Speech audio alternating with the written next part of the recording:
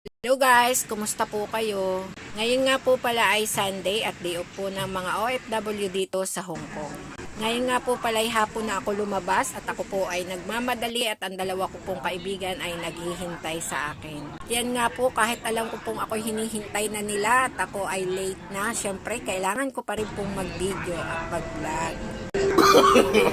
No, no, no, no. Kasundan nga po pala namin na dito kami pumunta sa Mongkok. Ito nga po pala ay isang lugar na parang divisoria dyan sa atin sa Pilipinas. Umakyat nga po pala ako dito sa hagdan at iyan po yung harapan. Chinat ko pa po sila dahil hindi ko pa nga po sila makita. Maraming tao nga po pala dito at ayan, ang una po naming pinuntahan ay yan pong pang cellphone cover.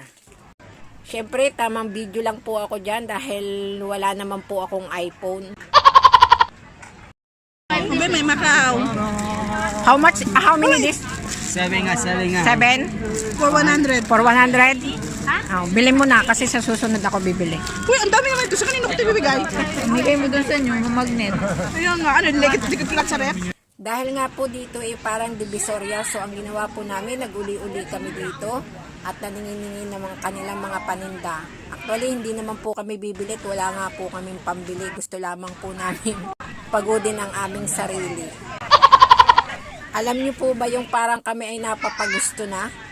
Gusto na ang mga paninda pero ayaw bumili. Nga pala po yung mga nagtuturis galing dyan sa Pilipinas, dyan po sila pumupunta sa Mongkok.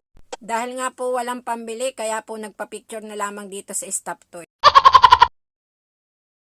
Yan mo sila, oh. Yan, oh.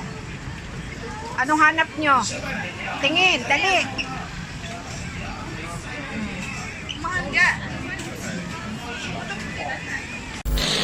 Dahil nga po napagod na kami ng kauuli na wala namang binili, nagkayayaan na pong kumain ng dinner.